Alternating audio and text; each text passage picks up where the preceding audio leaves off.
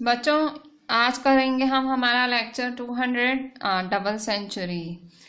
हम कर रहे हैं साइंस में आपका एक नया चैप्टर 16 लाइट। ठीक है। ये फिजिक्स में आता है, साइंस की जो ब्रांच है फिजिक्स उसमें लाइट आता है। लाइट चैप्टर 8th में है, 9th में है, 10th में भी है। ठीक है। बहुत ध्यान से करना। Light, the world is largely known through the senses. आपको ये जो पूरी दुनिया है दिख रही है, सुन पा रहे हो, फील कर पा रहे हो, जो भी सेंसेस से, आपकी जो सेंसेस हैं उसी से ही दुनिया है। जो sense of site is one of the most important senses. देखने की जो सेंस है, ये जो देखने वाली इंद्री है आपकी, सबसे इम्पॉर्टेंट है। आप माउंटेन्स देख सकते हो, रिवर्स देख सकते हो, ट्रीज, प्लांट्स, चेयर्स, पीपल, बहुत सारी चीजें देख सकते हो। आप क्लाउड्स देख सकते हो, रेनबोस, बर्ड्स, रात को मून, स्टार्स देख सकते हो। आप अभी मैं पढ़ा रही हूँ, ये प्रिंटेड पेज देख सकते हो। ये सब पॉसिबल कैसे हुआ, किस तरह से ये पॉसिबल है। क्या चीज है जो इन चीजों को दिखाने में मदद करती है, क्यों दिखती हैं चीजें हमें। तो आप कहोगे कि बचपन से पढ़ा है कि आइस से हम ऑब्जेक्ट्स देखते हैं।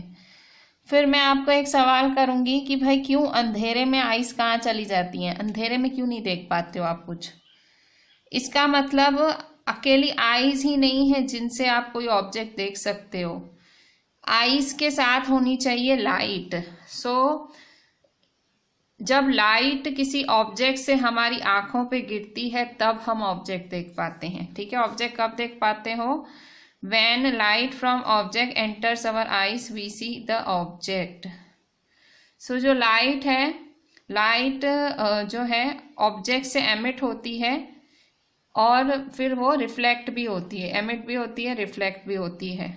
क्लास 7 में आपने क्या पढ़ा था कि पॉलिश्ड या शाइनी सरफेस जो है मिरर की तरह काम करता है। ठीक है। मिरर है, डायरेक्शन जो है लाइट का वो बदल देता है। आप बता सकते हो कौन सी डायरेक्शन में वो लाइट जाती है। हमने पढ़ा था अ पॉलिश्ड और shiny surface can act as a mirror. कोई भी पॉलिश्ड या शाइनी सरफेस मिरर की तरह काम करता है। A mirror changes the direction of light that falls on it. Mirror क्या करता है? लाइट का डायरेक्शन बदल देता है जो उस पर गिरता है। अभी हम पढ़ेंगे laws of reflection. Laws of reflection क्या है? आपको एक वाइट शीट ऑफ पेपर लेना है, एक ड्राइंग बोर्ड पे या टेबल पे। क्या लेना है? White sheet of paper. फिर और क्या लेना है आपको? ये हम कर रहे हैं activity 16.1। White sheet of paper लेना है या ड्राइंग बोर्ड लेना है या टेबल लेनी है। टेक अ कॉम्ब, आपको एक कॉम्ब लेना है और आपको close all it's opening except one in the middle. वो कॉम्ब आप पूरा क्लोज कर दो, बंद कर दो, बीच का खाली एक थोड़ा सा खुला रहने दो। इसके लिए आप ब्लैक पेपर यूज कर सकते हो, काले पेपर से आप कर सकते हो। फिर आप ये जो कॉम्ब है शीट ऑफ पेपर से परपेंडिकुलर रखो। मतलब जैसे ये मेरा सपोज ये कॉम्ब है, ये शीट ऑफ पेपर है, तो ऐसे परपेंडिकुलर रखो, ऐसे। ठीक है। परपेंडिकुलर मतलब ऐसे, ये पैरेलल हुआ और ये हुआ परपेंडिकुलर। ठीक है। इसे परपेंडिकुलर रखो। Throw light from torch through the opening of the comb from one side. अब आप ऐसा करो कि लाइट जाने दो, जो कॉम्ब बीच में आपने खुला छोड़ा है उस पर लाइट जाने दो। जब आप टॉर्च को थोड़ा एडजस्ट करोगे, comb you will see a ray of light along the paper on the other side of the comb. थोड़ी एडजस्टमेंट करोगे जब आप टॉर्च की और कॉम्ब की, तो आप देखोगे एक लाइट आ रही है रे की along the paper on the other side of the comb. Paper पे लाइट आ रही है कॉम्ब की, आपको ऐसे दिखेगा। फिर कॉम्ब को और टॉर्च को एकदम आप सीधा रखो। फिर एक मिरर रख दो बीच में। क्या होगा? तो जब ये देखो ये कॉम्ब है, इस पे हमने लाइट फेंकी, पर बीच में मिरर रख दिया। ठीक है। So after striking the mirror the ray of light is reflected in other direction. जब लाइट इस पे गिरेगी तो रिफ्लेक्ट हो जाएगी दूसरी डायरेक्शन में। द लाइट रे विच strikes any surface is called incident ray. जो लाइट गिरती है, जो मतलब इस पे लाइट गिरी, मिरर पे गिरी, उसे क्या कहते हैं? Incident ray. ये बहुत ही इंपॉर्टेंट डेफिनेशन है। द लाइट रे विच strikes any surface is called incident ray. ठीक है, जो लाइट गिरती है किसी सरफेस पे उसे इंसिडेंट रे कहते हैं। The ray that comes back from the surface after reflection is known as reflected ray.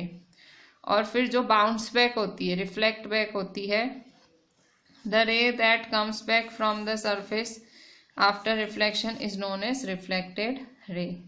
जो गिरती है वो इंसिडेंट रे, और जो बाउंस बैक होती है गिर के फिर the ray that comes back from after reflection is known as reflected ray. Next page. A ray of light is an idealization. In reality, we have a narrow beam of light which is made up of several rays. For we use the term ray for a narrow beam of light.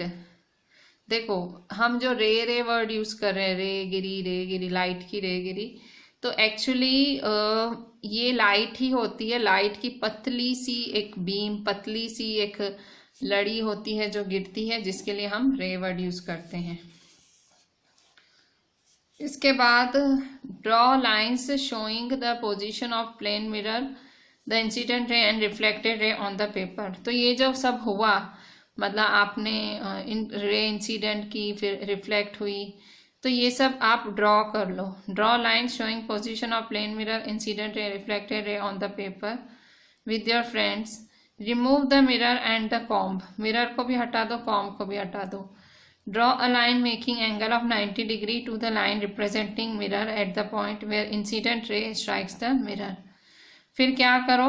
90 degree का angle बनाओ representing mirror at the point where incident ray strikes the mirror. मतलब mirror को जब strike करे सो आप 90 degree का angle बनाएंगे। This line is known as the normal. जो आप ये परपेंडिकुलर बनाओगे उसे नॉर्मल कहेंगे। सो the line is known as the normal to the reflecting surface at that point. फिर दूसरा, the angle between the normal and the incident is called angle of incidence. Normal रे और इंसिडेंस के बीच का जो एंगल होगा उसे एंगल ऑफ इंसिडेंस कहा जाएगा। The angle between the normal and the incident ray is called angle of incidence. The angle between normal and the reflected ray is known as angle of reflection. और normal और reflected ray के बीच का angle होगा angle of reflection. The angle between normal and the reflected ray is known as angle of reflection.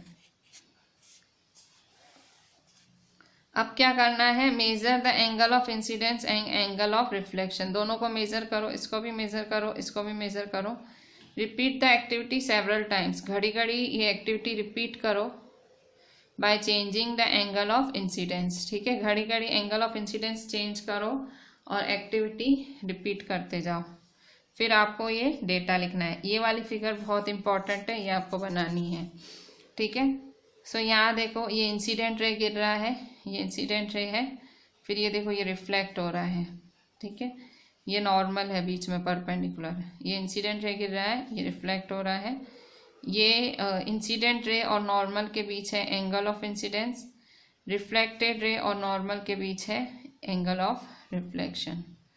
ठीक है, so angle of incidence और angle of reflection. ठीक है, सो ये इंसिडेंट रे है, ये रिफ्लेक्टेड रे है और ये है नॉर्मल। ठीक है,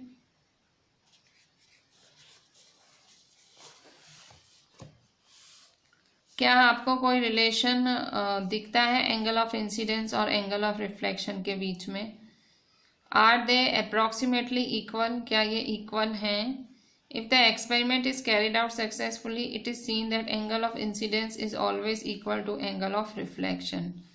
जो इंसिडेंस का एंगल है वो इक्वल है एंगल ऑफ रिफ्लेक्शन। ठीक है, सो अगर आप एक्सपेरिमेंट करोगे, सबको आप वैल्यू फाइंड करोगे, सो एंगल ऑफ इंसिडेंस और एंगल ऑफ रिफ्लेक्शन इक्वल होंगे। इसे कहते हैं लॉज ऑफ रिफ्लेक्शन, ठीक है। ये लॉज ऑफ रिफ्लेक्शन का एक रूल है, ठीक है। सो फिगर बहुत ध्यान से देखो। देखो ये इंसिडेंट रे है, यहाँ से देखो, समझो यहाँ टॉर्च होगी, ठीक है। सो यहाँ से रे आई, ठीक है, रे आई, तो यहाँ स्ट्राइक हुई सरफेस पे और देखो ये रिफ्लेक्ट हुई, आई और रिफ्लेक्ट हुई, और ये है नॉर्मल, जिसे परपेंडिकुलर कहते हो, नॉर्मल कहते हो। और इंसिडेंट रे और नॉर्मल के बीच में एंगल ऑफ इंसिडेंस बना, रिफ्लेक्टेड रे और नॉर्मल के बीच में एंगल ऑफ रिफ्लेक्शन बना। तो ये एंगल ऑफ रिफ्लेक्शन और एंगल ऑफ इंसिडेंस क्या होते हैं? इक्वल, ये दोनों इक्वल होते हैं। सो अब एक 16.2 एक्टिविटी करनी है। ये जो 16.1 है कॉम्ब वाली एक्टिविटी फिर से करो। This time use a sheet of stiff paper और अ चार्ट पेपर। अब एक रेगुलर पेपर की जगह एक चार्ट पेपर ले लो। Let the sheet project a little beyond the edge of the table. Cut the projecting portion of the sheet in the middle. Look at the reflected ray. So क्या करना है? Let the sheet project a little beyond the edge of the table. So उसको थोड़ा table से, मतलब ये भाई sheet project little beyond the edge of the table, मतलब टेबल के पीछे आपको ये जो शीट दिखे कुछ ऐसा करो। बट आप देखोगे कि अगर ऐसा करोगे टेबल के आगे, तो देखो टेबल पे ही पेपर है तो वो प्लेन हो गया, मतलब वो ही उसकी एरिया है।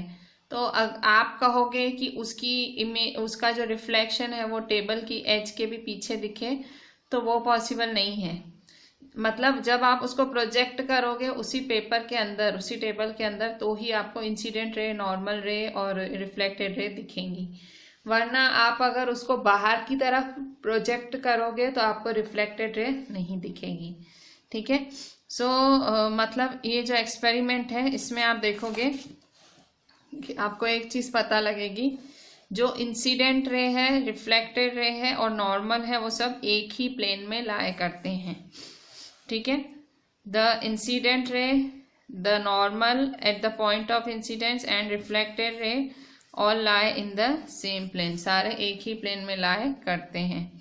The incident ray, the normal at the point of incidence and the reflected ray all lie in the same plane, ठीक है। सो ये दूसरा लॉ ऑफ रिफ्लेक्शन है। पहला कौन सा है? Angle of incidence is always equal to the angle of reflection.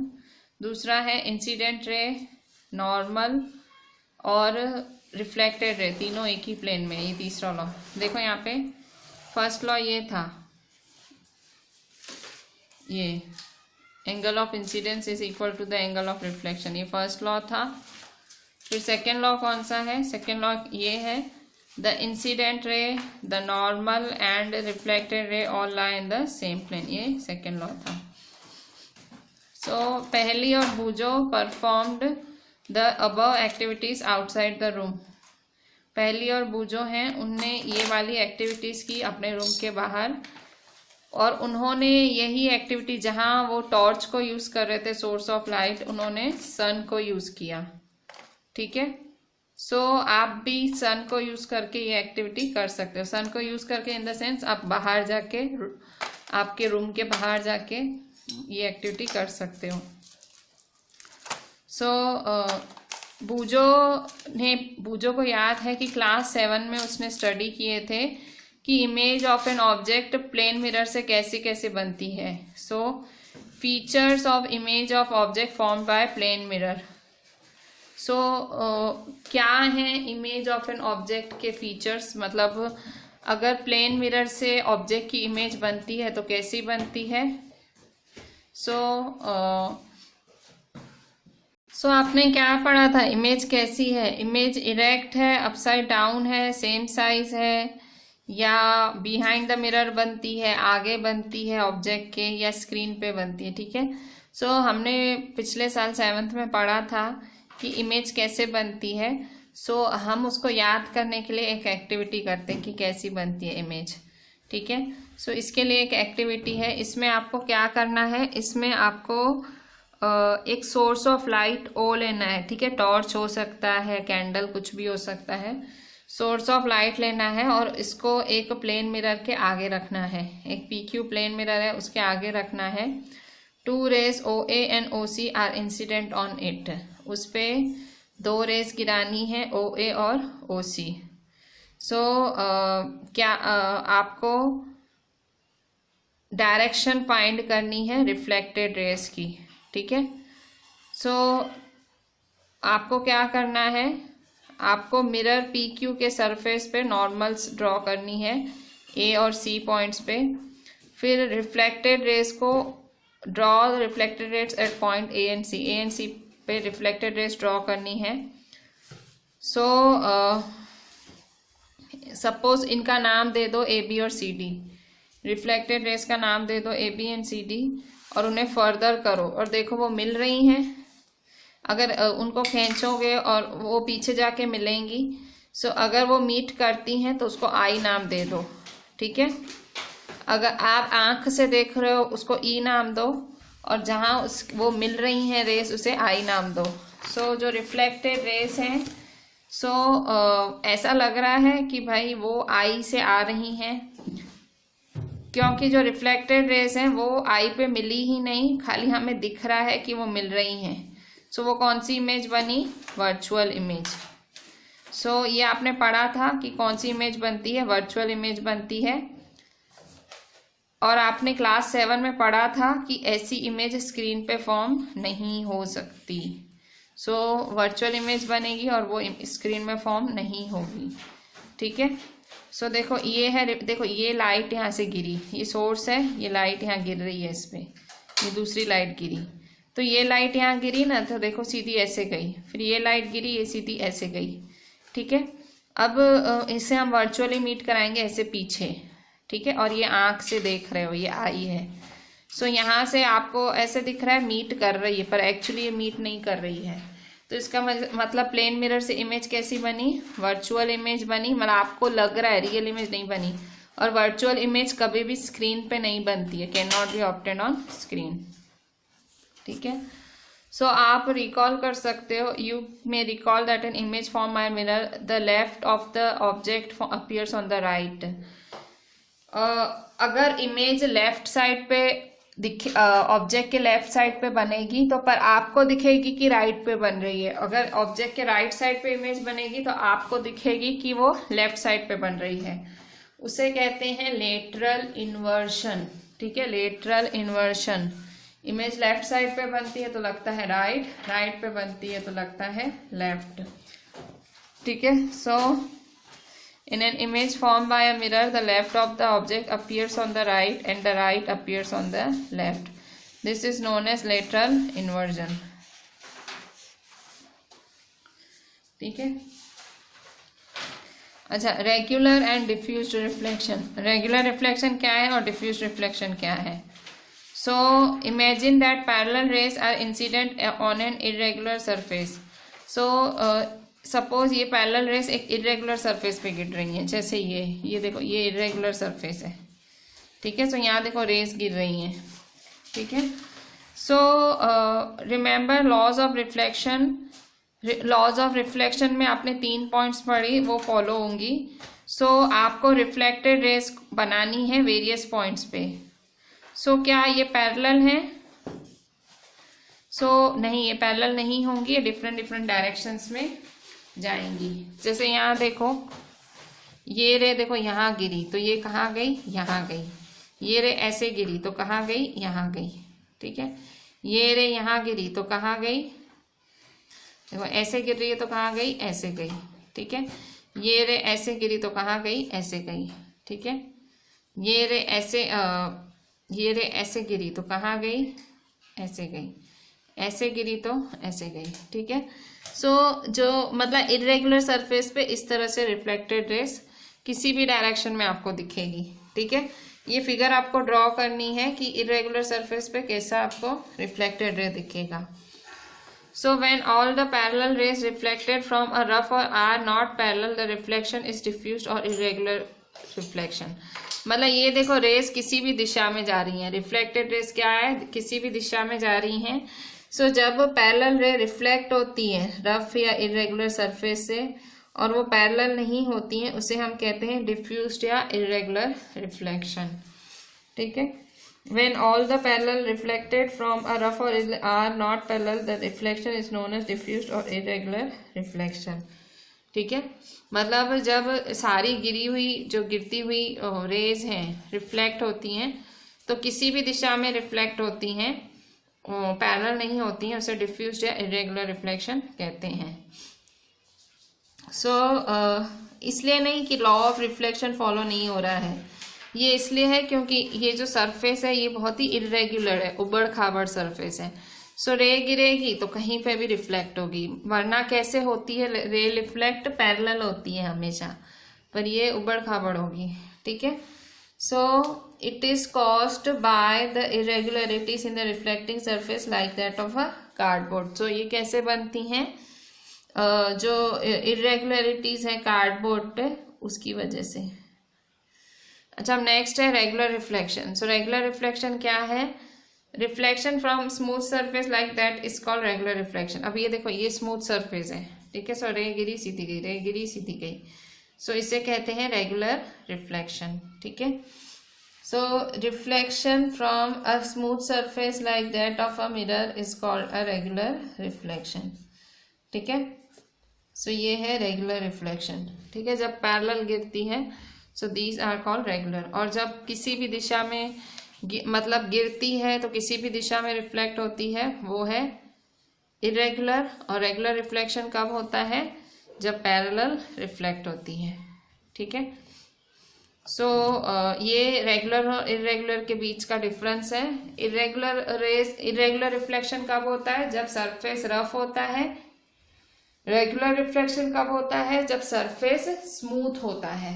ठीक है, जो इरेगुलर रिफ्लेक्शन है उसमें जो रिफ्लेक्टेड रे है वो किसी भी डायरेक्शन में आती है, और ये जो रेगुलर रिफ्लेक्शन है इसमें जो रिफ्लेक्टेड रे है वो पैरेलल डायरेक्शन में आती है। तो इसका मतलब ये है कि आपको सारी जो चीजें दिखती हैं वो रिफ्लेक्शन की वजह से ही दिखती हैं। हाँ, ये चीज सही है, जितना भी आप देख सकते हो मोस्टली वो रिफ्लेक्टेड लाइट की वजह से ही देख सकते हो। जैसे कि मून है, अब मून को लाइट कौन देता है, सन देता है। मून क्या करता है, सिर्फ रिफ्लेक्ट करता है, और इसी वजह से हम मून देख पाते हैं। मून की खुद की लाइट नहीं होती है, मून क्योंकि रिफ्लेक्शन करता है सन की लाइट का, तो हम उसे देख पाते हैं। जो ऑब्जेक्ट्स शाइन करते हैं लाइट मतलब दूसरे ऑब्जेक्ट्स की वजह से, दूसरे ऑब्जेक्ट्स की लाइट की वजह से खुद शाइन करते हैं, उन्हें हम कहते हैं इल्यूमिनेटेड ऑब्जेक्ट्स। तो इल्यूमिनेटेड ऑब्जेक्ट्स क्या है, the objects which shine in the light of other objects are called illuminated objects. तो वो ऑब्जेक्ट्स जो दूसरे ऑब्जेक्ट्स की लाइट में शाइन करते हैं। ठीक है, वो ऑब्जेक्ट्स जो दूसरे ऑब्जेक्ट्स की लाइट में शाइन करते हैं उसे कहते हैं illuminated objects. There are other objects which give their own light such as the sun, fire, flame of a candle and an electric lamp. बाकी ऑब्जेक्ट्स होते हैं जो अपनी लाइट देते हैं, जैसे कि सन देता है अपनी लाइट, फायर है, फ्लेम है, जिनकी खुद की लाइट ही होती है, और यही लाइट हमारी आंखों पे गिरती है। इसीलिए हम देख पाते हैं। मतलब जो ऑब्जेक्ट्स के पास खुद की लाइट होती है वो होते हैं ल्यूमिनियस ऑब्जेक्ट। ल्यूमिनियस ऑब्जेक्ट वो ऑब्जेक्ट होते हैं जिनके पास खुद की लाइट होती है और वो उसे एमिट करते हैं, उसे छोड़ते हैं। वो होते हैं ल्यूमिनस ऑब्जेक्ट्स। और जो ऑब्जेक्ट्स दूसरों की लाइट की वजह से चमकते हैं, the object shine in the light of other objects, उन्हें कहते हैं इल्यूमिनेटेड ऑब्जेक्ट्स।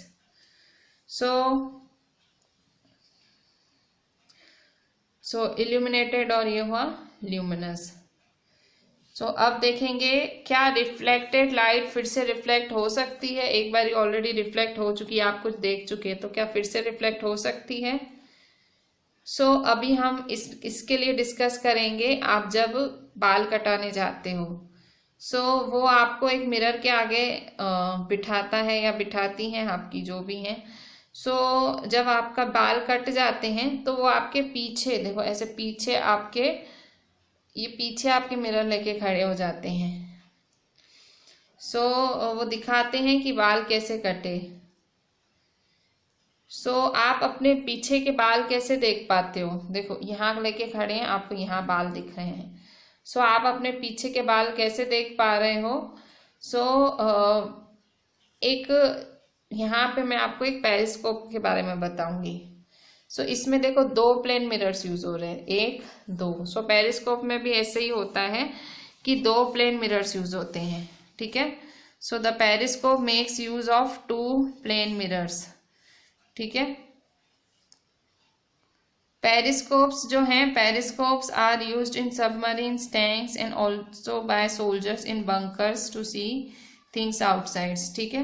पेरिस्कोप्स सबमरीन वगैरह में यूज होते हैं। सबमरीन आपको पता है पानी के अंदर तैरती है। अब उससे पता करना है कि पानी के ऊपर क्या चल रहा है, अंदर से पता करना है ऊपर क्या चल रहा है। क्या करेगी सबमरीन? सबमरीन में पेरिस्कोप्स लगाए जाते हैं, टैंक्स में, even and also by soldiers भी लगाते हैं ताकि वो आजू बाजू की चीजें देख पाए। इससे क्या होता है, इससे 2 मिरर से रिफ्लेक्शन कराया जाता है और हम वो भी ऑब्जेक्ट्स देख सकते हैं जो हम सीधा नहीं देख सकते, जैसे कि यहाँ बाल, ठीक है। बाल हमारे सर के पीछे हम नहीं देख सकते, पर यहाँ 2 मिरर से, देखो 2 मिरर से रिफ्लेक्शन कराया जा रहा है तो आप पीछे की चीज भी देख सकते हो। ऐसे ही कुछ पेरिस्कोप में होता है। आपको इतना तो पता है कि भाई प्लेन मिरर एक ही इमेज बना सकता है, ज्यादा इमेजेस नहीं। A plane mirror forms only a single image of an object, एक ही इमेज बना सकता है। पर अगर 2 प्लेन मिरर्स यूज हो तो अगर 2 प्लेन मिरर्स यूज होते हैं, एक एक्टिविटी देखो, एक्टिविटी 16.5। एक्टिविटी 16.5 है, take 2 plane mirrors, set them at right angles to each other with their edges touching. आपको क्या करना है, 2 प्लेन मिरर लेने हैं, 2 प्लेन मिरर्स लेने हैं और उन्हें राइट एंगल्स पे सेट करना है और उनके एजेस टच होनी चाहिए। To hinge them you can use adhesive tape, और उसको आपको बांधने के लिए आप एडेसिव टेप यूज कर सकते हो। Place a coin in between the mirrors, इन मिरर्स के बीच में कॉइन्स रख दो। How many images of the coin do you see? Images in plane mirror at right angle to each other. Images बनेंगी, मतलब बहुत सारी इमेजेस बनेंगी, मल्टीपल इमेजेस। कैसे बनी? क्योंकि आपने 2 प्लेन मिरर यूज किए, एक प्लेन मिरर से एक ही इमेज बनती है, पर आपने फिर 2 प्लेन मिरर यूज कर लिए और राइट एंगल्स पे रखा। आपने कॉइन रखी तो उसकी बहुत सारी इमेजेस दिखी, ठीक है। फिर आपने 90 डिग्री पे सेट किया, फिर आपने 45, 60, 120, 180 अलग अलग पे सेट किया। बीच में एक ऑब्जेक्ट रखा, समझो कि कैंडल। फिर से आपको देखना है कि कितनी इमेजेस दिखेंगी। फिर लास्ट में पैरेलल सेट कर दो, फिर देखो कितनी इमेजेस दिखती हैं। ये क्या है, मतलब ये एक्सपेरिमेंट किस बारे में है? ये एक्सपेरिमेंट का और इससे पहले जो हमने हेयर ड्रेसर का ये सारे जो एग्जांपल्स दिखे, जो नंबर ऑफ इमेजेस फॉर्म हुई है मिरर से placed at an angle to one another is used in kaleidoscope to make numerous beautiful patterns.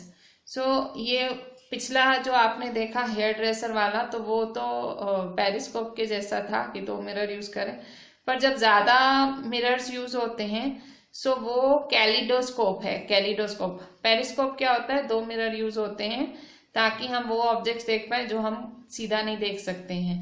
Kaleidoscope क्या होता है, कैलिडोस्कोप मिरर्स यूज होते हैं ताकि ज्यादा इमेजेस, ज्यादा ब्यूटीफुल पैटर्न्स दिख पाए।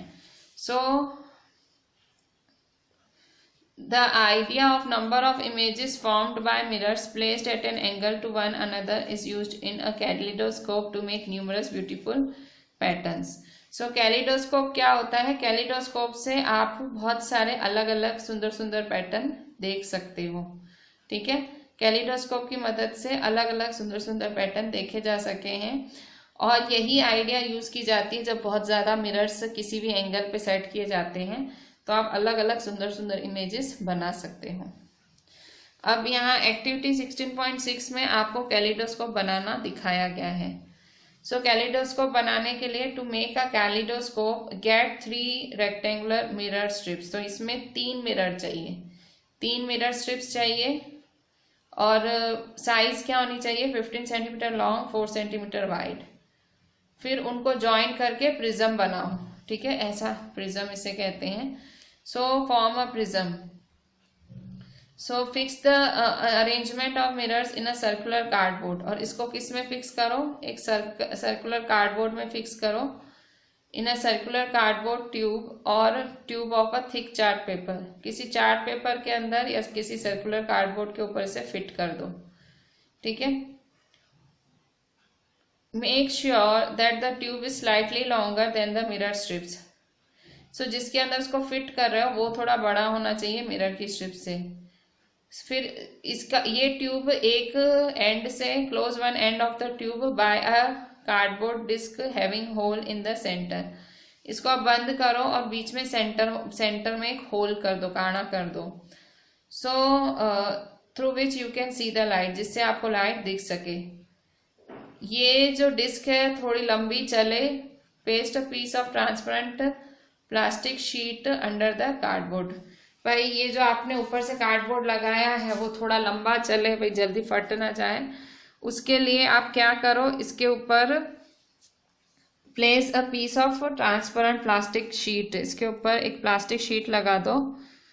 Eight the other end touching the mirrors fix a circular plane glass plate. अच्छा, दूसरी एंड पे एक सर्कुलर प्लेन ग्लास प्लेट लगा दो। Place on this glass plate several small pieces of coloured glasses. फिर उसके ऊपर छोटे छोटे कलर्ड ग्लासेस ब्रोकन पीसेस रख दो। इस एंड को भी क्लोज करो एक ग्राउंड प्लेट के साथ और देखो कि ये मूव कर पा रहे हैं और ये आपका कैलिडोस्कोप तैयार, ठीक है। क्या करना था हमें कैलिडोस्कोप में, फिर से देखते हैं। फिर से देख लो क्या करना है कैलिडोस्कोप बनाने के लिए। To make a kaleidoscope get 3 rectangular mirror strips. 3 mirror strips लेनी है, 1 2 3। उनसे क्या बनाना है, उनसे बनाना है join them to form a prism. Prism बनाना है, प्रिज्म मतलब ऐसा ट्रायंगल शेप में।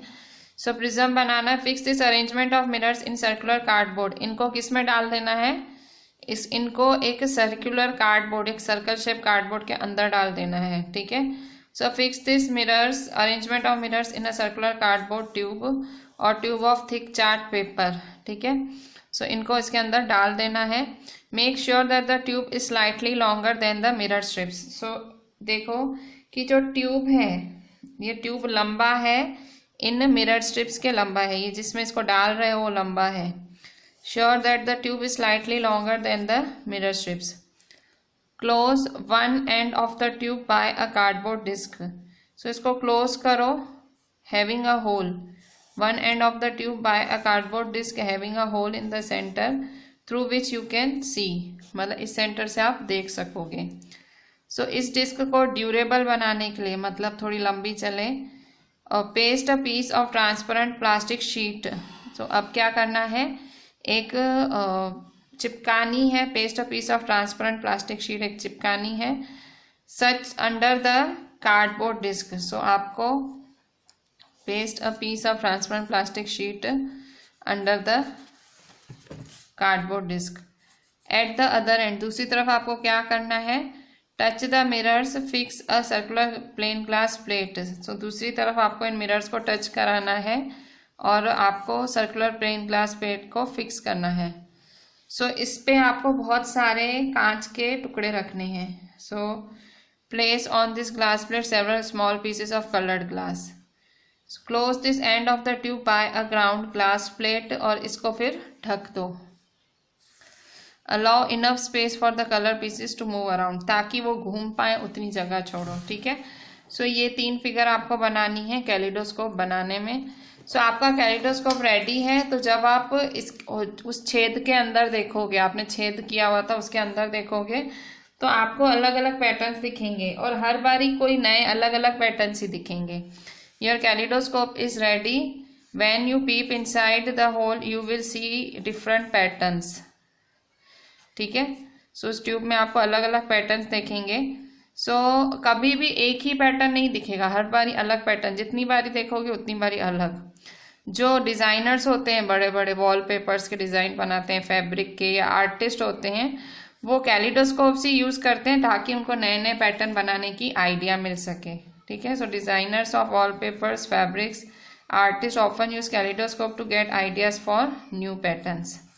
सो इस तरह से आप अलग अलग पैटर्न्स देख सकते हो कैलिडोस्कोप की मदद से, और इस एक्टिविटी से आप कैलिडोस्कोप खुद घर पे बना सकते हो।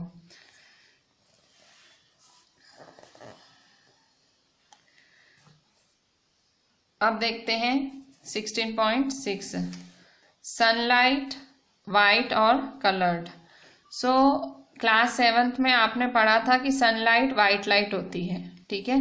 सो the sunlight is referred to as white light.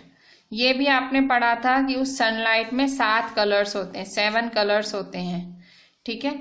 सो यहाँ एक एक्टिविटी है, इस एक्टिविटी में दिखाया गया है कि ये सनलाइट है और किस तरह से स्क्रीन पे इसके 7 कलर्स दिख रहे हैं, ठीक है। मतलब सनलाइट क्या होती है, सनलाइट एक वाइट लाइट होती है, पर उस वाइट लाइट के अंदर कितने कलर्स होते हैं, 7 कलर्स होते हैं, ठीक है। सो सनलाइट कंसिस्ट ऑफ 7 कलर्स। हमारी आंखों में ऐसा क्या है जो हमें उस वाइट लाइट से 7 कलर दिख जाते हैं। सो हमको देखो चीजें तभी दिखती हैं जब लाइट, उनमें से जो लाइट है वो हमारी आंखों में एंटर होती है, तभी हम चीजें देख सकते हैं, उतनी बात है। इसलिए आप अंधेरे में चीजें नहीं देख सकते हो। क्यों? क्योंकि अंधेरे में वो लाइट ही नहीं आती उस ऑब्जेक्ट में। लाइट ऑब्जेक्ट पे गिरेगी, वो ऑब्जेक्ट हमारी वो लाइट हमारी आंखों में एंटर होगी, तभी हमें वो ऑब्जेक्ट दिखेगा, ठीक है। सो वी सी थिंग्स, हमें चीजें कब दिखती हैं, only when light coming from them, मतलब ऑब्जेक्ट की लाइट हमारी आंखों में एंटर हो, ठीक है। सो पहले तो आपको आई की वर्किंग समझनी पड़ेगी। आई की वर्किंग क्या है? सो देखो, आई हैज अ रफली स्फेरिकल शेप। सबसे पहले एक स्फेयर के जैसी है eyes. The outer coat of the eye is white. So जो बाहर का हिस्सा है वो वाइट होता है, और ये बाहर का जो वाइट हिस्सा है आई का, it is tough so that it can protect the interior of the I from accidents. कभी कोई एक्सीडेंट या कुछ हो जाता है तो वो जो वाइट पार्ट है हमारा आईज का, वो इतना टफ होता है, तो कोई एक्सीडेंट हो तो वो हमारे अंदरूनी हिस्सों को बचा सके, वो इतना टफ होता है। It's transparent front part is called cornea. सो जो कॉर्निया है वो ट्रांसपेरेंट फ्रंट पार्ट, आई का आगे का ट्रांसपेरेंट फ्रंट पार्ट है, उसे कॉर्निया कहते हैं। बिहाइंड द कॉर्निया, कॉर्निया के पीछे we find a dark muscular structure called iris, ठीक है। सो देखो, ये कॉर्निया है, कॉर्निया के पीछे क्या है, आइरिस है, ठीक है। ये कॉर्निया है, कॉर्निया के पीछे आइरिस, ये कॉर्निया, उसके पीछे आइरिस है। आइरिस में there is small opening called the pupil. So iris के अंदर, आइरिस में आपको क्या है, प्यूपिल है, जो कि आइरिस ही कंट्रोल करता है। आइरिस के अंदर क्या है, pupil. So in the iris there is small opening called pupil. The size of the pupil is controlled by the iris. So pupil की साइज कौन कंट्रोल करता है, आइरिस कंट्रोल करता है। The iris is that part of I which gives it's a distinctive colour. So iris की मदद से ही हमें अलग अलग कलर्स की पहचान होती है। When we see that a person has green eyes, we refer actually to the color of eyes, of iris. मतलब जो आंखों का कलर होता है, हम कहते हैं ना नीला है, किसी का नीला होता है, काला होता है, सो हम क्या बोलते हैं, उसकी आइरिस का कलर है वो होता है, आइरिस की वजह से ही आंखों का कलर होता है, ठीक है। So colour of iris, the iris controls the amount of light entering into the eye. Iris का काम क्या है, लाइट को कंट्रोल करना जो भी आंखों पे गिरती है, ठीक है। एक बार फिर से देख लेते हैं। अभी तो आई बहुत बड़ा पार्ट है, पर स्टार्ट ले लिया तो देख लो। आई क्या है, आई एक रफली स्फेरिकल शेप है, उसकी जो बाहरी कोट है वो वाइट होती है, ये टफ इसलिए होती है ताकि वो हमारी अंदरूनी आँख को एक्सीडेंट से बचा सके। इसका जो ट्रांसपेरेंट फ्रंट पार्ट है वो कॉर्निया कहलाता है।